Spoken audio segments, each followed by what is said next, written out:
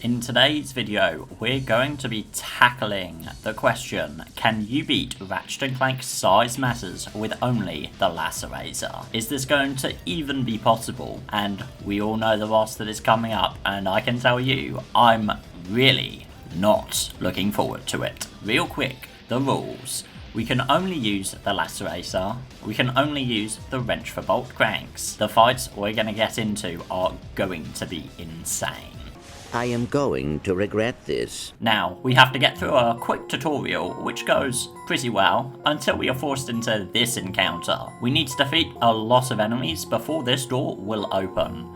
We die and go back through the area, running from everything, arriving with max ammo, and we have just barely enough to get through. Another thing with this game is that leveling up a weapon won't give us the max ammo. On top of that, each weapon caps at level 4. We say hello to Captain Quark. Robots invade the resort, and we have to fight through them to save the girl, who is definitely not evil in the slightest. This is all pretty easy, as there is a vendor and plenty of ammo along the way. To destroy crates in this challenge, just like always, we are going to need to shoot them, and we will want to get as many bolts as we can in this challenge specifically. We can also restore our ammo through crates, but again, it will cost us a bullet to destroy the crate. I'll also explain the armor system really quickly. There are a total of 4 types that we can equip together, and there are lots of armor pieces to collect. As equipping most of these sets give bonuses to the wrench, we will only equip the armor that gives us the highest armor rating, not the specific sets. To proceed through this level, we need to defeat all of the robots we pass on these boats. With the weapon being at level 2, this is done pretty easily. We even get a skill point for doing this section without taking damage because I'm just that good. Captain Quark is left all by his lonesome, and we jump into level 2. Captain Quark, like the world's greatest hobo, in fact held his breath in space and latched onto the ship to follow us. Would you be surprised if this wasn't the first time he's done this? We meet this guy, and Ratchet gets eaten alive. Plot armor protects him, however, but I don't think the plot armor will protect this guy. Okay, so we get the Sprout-O-Matic and are faced with an issue. We are gonna have to use the wrench to activate these plants. Nobody messes with me like this. Shooting them just doesn't work, and the game has too many invisible walls to exploit with our usual shenanigans. But stick around, because we don't actually use the wrench for any enemies at all. And other than when using this gadget, we don't use the wrench for anything else. The Clank section is done as normal, except in this game, the only thing that's getting challenged in these Clank levels is my will to live. Arriving on Caledon, we get a Captain Quark jump scare. How does he fit in there? And how did Ratchet Clank just not notice until now? Regardless of all that, we can buy upgrades for our weapons from Slim's store. The Lacerator has 2 of these, with only one being purchasable right now. That being the lock-on mod, which we buy. But just a heads up, I'm like 90% sure this mod doesn't actually do anything. We then say hi to this guy. He seems like a quirky fella. Ratchet's tongue also just clips through his lower jaw in this scene. Ooh. We now need to play a hoverboard race. It controls like actual horse, but luckily we only have to play one of these races. Don't. Let me bask in the moment. Now, this is the challenge's first big problem. We need to fight several waves of enemies on this elevator. We can't strafe in this section. There's no ammo, and we need to be careful, making every bullet count. Getting through this takes a few tries, but it is conquered. The rest of the level doesn't come nearly as close to being difficult. Wait, here comes Mongo! The first boss is a pretty cool, whatever you call this thing. But he climbs the ceiling, throws robots at us, and at half health he will pick up a pillar and swing it around. Pretty cool. We then save Luna, who does whatever the f*** this is, and Ratchet gets kidnapped. Clank wakes up in the middle of a battlefield. We beat all the enemies in Robot Wars, before Scrunch tells us where Ratchet is located. We turn into Giant Clank and do a Star Fox-esque sequence. We begin this level with easily the most terrifying sequence of events I've witnessed in my life. Need a bigger scalpel, Doctor. Oh, there, big guy. We're just getting started. Now, if you don't like the sight of blood, you might want to close your eyes. I'm not sure if this is a hot take, but I hate this level, and it is probably one of the worst levels in the Ratchet & Clank series. The edges of the screen just worsen your view way too much. It is pretty cool seeing all of Ratchet's memories, including all the old villains, Chairman Drek, Dr. Nefarious, Dollar Gratch, the Plumber. Never mind, we have to fight a lot of these Captain Quarks with chainsaws.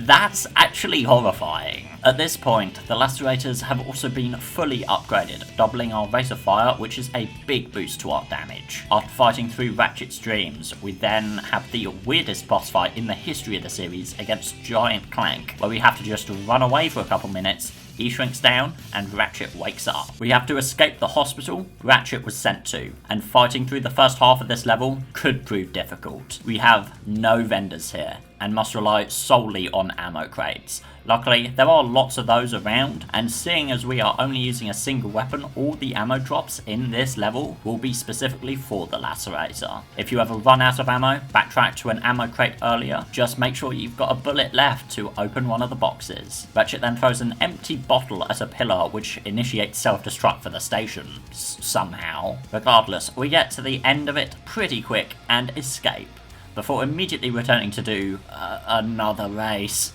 Oh, this one isn't really that bad, and we get the polarizer, which will open doors for us? Apologies for the intermission, but if you've been enjoying this video, please consider liking, subscribing, and sharing to a friend who would enjoy this challenge too. It really does help boost the channel to more people and will allow me to continue doing these kinds of videos and challenges. If you really want to go above and beyond, you can also buy a channel membership with perks that include early access to these videos and voting on the next challenge I do. Anyway, back to the video. Now available for purchase is the PDA from Ratchet 1 and 3. This will allow us to buy ammo for the Lacerator at a massively increased price. Slim's upgrade store also has the final upgrade for the Lacerator, which gives each gun a second barrel, effectively doubling the damage. We are introduced to the Technomite enemies, which are a real damage sponge, but with our new double barrels and PDA, we make short work of them and the level. We chase down a dropship across leaves that are burnt beneath our feet. Once we get to the arena, the actual boss isn't too bad. I didn't even bother with the enemies, I just wanted it all to be over. We see the good captain again, before we leave for the next level. We chase Luna to the Dayni Moon, which has a day-night system. The sheep in the day are lovable creatures, but when night turns they become monsters that feast on the poor robot farmers.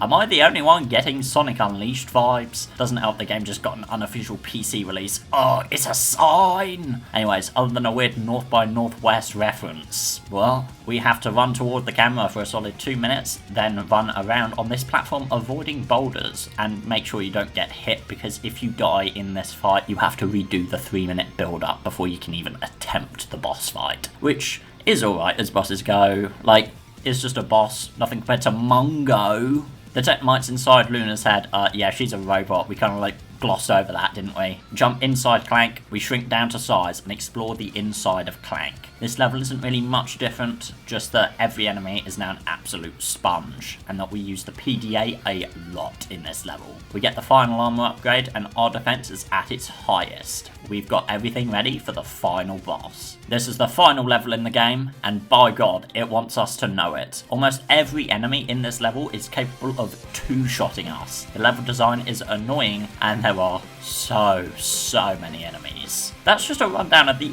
average experience, which is not what we're doing.